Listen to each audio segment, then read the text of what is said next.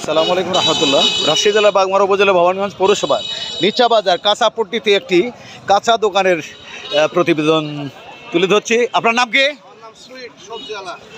প্রতিদিন কি কেনাবেচা করেন না শুধু সোমবার শুক্রবার?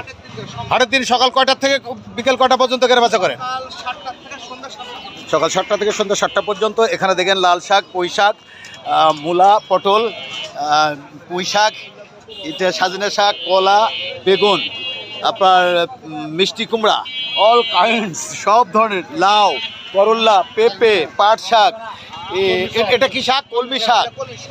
এখানে কাঁচা তরকারির মেলা দেখতে পাচ্ছেন, এখানে ভিড়। আপনি কি এখান থেকে কি কিনলেন? আমি এখানে কিনলাম, এইমাত্র আসলাম। আচ্ছা, বাজার বিভিন্ন ধরনের সবজি কিনবো।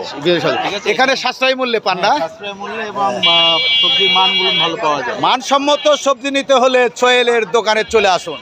এখানে আমিও মাঝে মধ্যে কেনাবেচা করি, দেখা যায় এই সুইটের দোকানটায় সব টাটকা এবং সাশ্রয়ী মূল্যে। সবাই যখন বসে বসে থাকে তখন এখানে কেনাবেচার ভিড় জমে থাকে। এই তো এনার বৈশিষ্ট্য।